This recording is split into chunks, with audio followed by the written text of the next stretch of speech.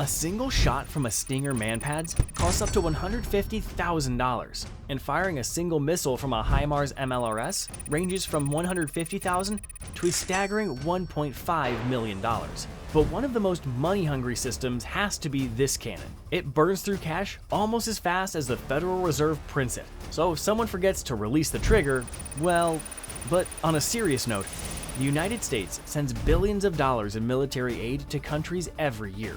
For example, between February 24, 2022 and October 31, 2024, the US provided Ukraine with approximately $65.9 billion in military aid. But how do we know if this amount is adequate assistance? To find the answer to this challenging question, we have analyzed what these funds should be spent on, compared the military expenditures of the largest military conflicts since World War II, and determined which war is the most expensive in human history. Get your likes ready, because I assure you, it will be worth it.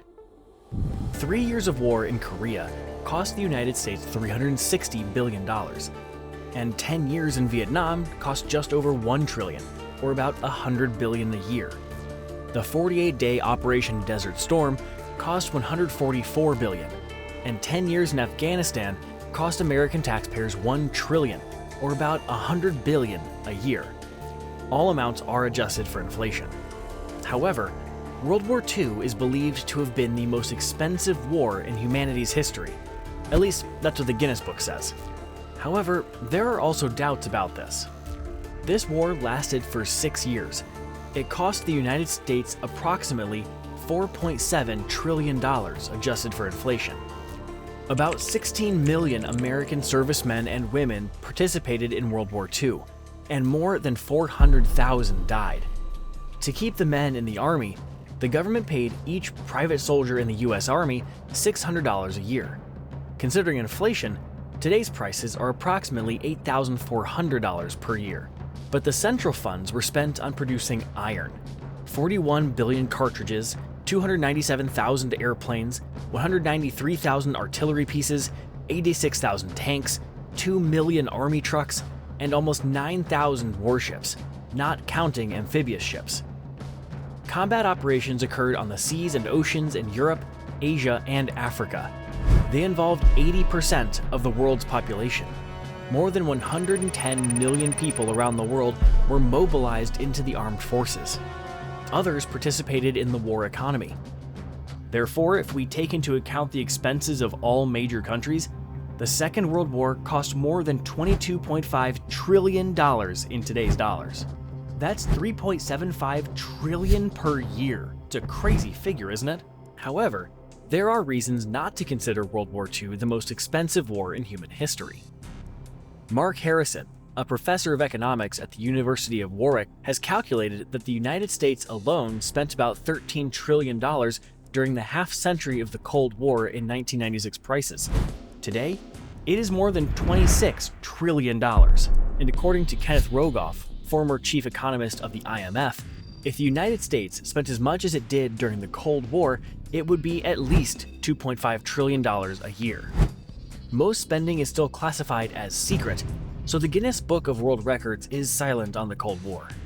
Moreover, for most of the Cold War, the United States and the Soviet Union spent roughly the same amount. Thus, the Cold War cost both sides at least $50 trillion. As you can see, the Cold War cost much more than the Second World War. You might think that this was because of the price of nuclear weapons. No. According to Stephen I. Schwartz, a senior fellow at the Bulletin of the Atomic Scientists and co-author of Atomic Audit, The Costs and Consequences of U.S. Nuclear Weapons Since 1940, only 7% of the military budget was spent on developing, testing, and producing actual bombs and warheads. Where did the money go? The other 93% of the $26 trillion.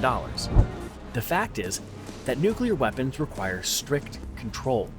So another 14% was spent on command control, communications, and intelligence systems. In addition, nuclear weapons need to be protected. So 16% was spent on various means of defense: air defense, missile defense, anti-submarine warfare, and civil defense. Finally, nuclear weapons are absolutely useless without their carriers. Therefore, the most significant amount of money, 56% of the budget, was spent on making nuclear weapons operational. The money was spent on the production of airplanes, missiles, submarines, and many other systems for the delivery and placement of nuclear weapons. In other words, while in World War II, the United States spent money on creating iron for the battlefield and maintaining a 16 million strong army, the Cold War required other means of remote warfare. Subscribe to this channel to uncover the true cost of American weaponry. We'll be dropping videos on the most expensive systems out there. Yes, submarines, missiles, and aircraft to deliver nuclear weapons and missile defense to protect them were expensive. But thanks to them, the United States reduced the number of troops by almost 10 times compared to the Second World War, avoided human losses, and strengthened its economic and military power. The fall of the Berlin Wall in 1989 and the collapse of the USSR in 1991 can be considered victories for the United States and its allies in the Cold War. But the war-free vacation did not last long. While the United States and the rest of the world enjoyed the victory, Russia, North Korea, and Iran became very aggressive. China also stopped hiding its ambitions. As a result, new hotspots emerged, and old ones reignited: Ukraine, Israel, South Korea, and Taiwan. Ukraine was the first to catch fire. This war has become the largest military conflict in the 21st century, perhaps since World War II. Moreover, it may eclipse the Second World War and the Cold War and become the most expensive war in human history. Let's see how it could turn out. Ukraine's total war budget consists of its own defense budget and international assistance from its allies. Let's start with Ukraine's own funds. Ukraine's defense budget is approximately $33 billion a year. However, actual military spending is hidden behind the fog of war. 10% are operating expenses. These include fuel, military training, utility bills, and maintenance. 70% is spent on personnel. Ukraine's army is the 6th largest in the world, with 880,000 people. Together with the National Guard and National Police units and Border Guard combat brigades involved in combat, the total number of Defense Forces personnel exceeds 1 million. They all need financial support, training, food, clothing, and equipment. According to Ukraine's general staff, the front line currently stretches over 1,850 miles. While intense fighting rages along more than 600 miles, Russia continues deploying additional troops, gradually extending the combat zone.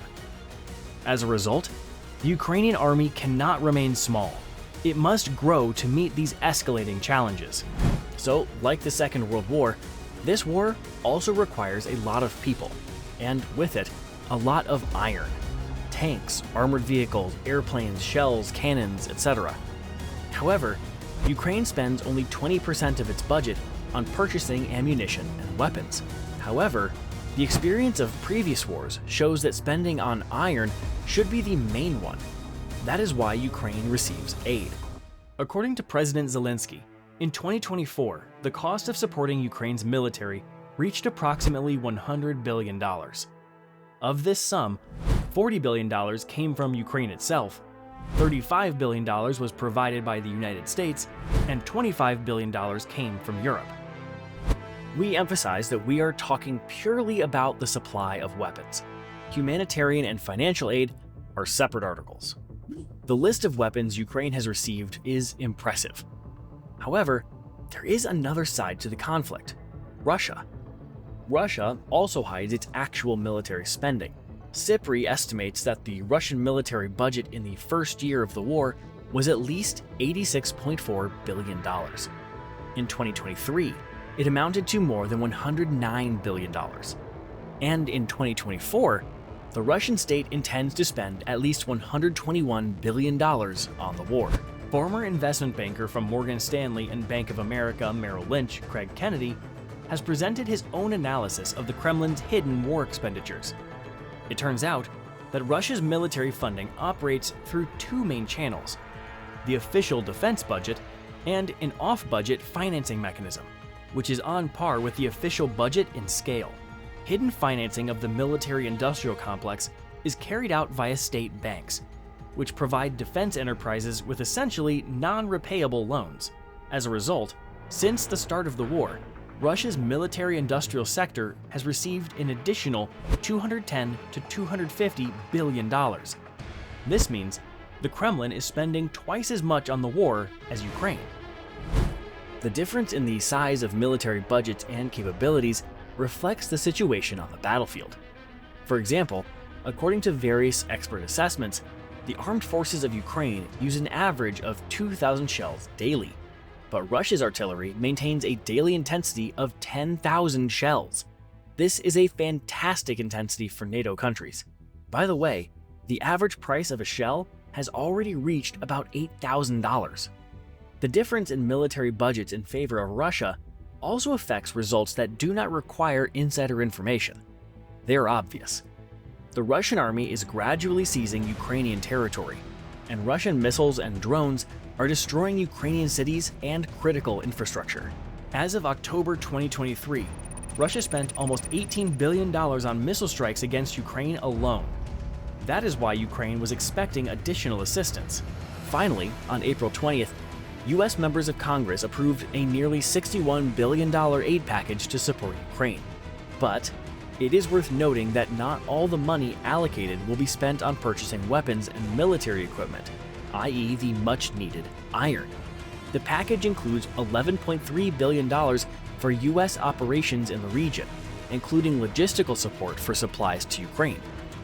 Another $1.3 billion is for non-military items, such as supply audits, support for Ukrainians in the United States, and expenses for the US Emergency Management Agency to inform about the nuclear threat in Ukraine, etc.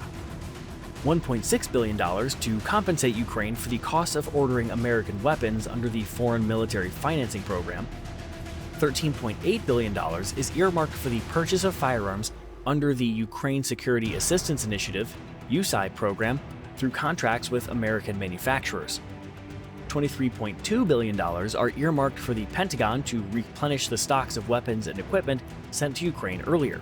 The Pentagon has recently revealed a $10 billion deficit due to the difference between the cost of weapons supplied to Ukraine and the cost of replacing them. Oh, we almost forgot. This package also includes about $8 billion for economic development and reconstruction of the country. If President Trump fails to take a firm stance on military support for Ukraine, the Ukrainian army might not withstand the pressure from Russian forces. In such a scenario, this war could become the most expensive hot war in human history. Jan Kalberg expressed this concern. Dr. Kalberg is a former research fellow at the U.S. Army Cyber Institute. He has taught at the U.S. Military Academy West Point, New York University, and George Washington University, and has some knowledge of military conflict. Dr. Kalberg believes that if Russia successfully forces Ukraine into submission and installs a puppet regime or occupies the country, maintaining U.S. deterrence on NATO's eastern flank will have an annual cost that is almost higher than the cost of the Iraq and Afghanistan wars combined, somewhere in the high $100 to $130 billion range. Add to that, says Kalberg, the increased cost for the rest of NATO, and you get another $100 to $150 billion. In the event of Ukraine's defeat, there are two scenarios. Either a Cold War, which would cost 10 to 15 times as much and overshadow years of international peace and trade, or a Russian attack on the Baltics, which would mean a nose-to-nose military clash between Russia and NATO. Either of these events would be a catastrophe of historic proportions, with significant and long-term consequences for the United States and NATO. Should the US continue or even increase its support for Ukraine now to avoid potentially greater costs in the future? Or should it wait and negotiate with the eventual winner? Or maybe you have another perspective. Let us know.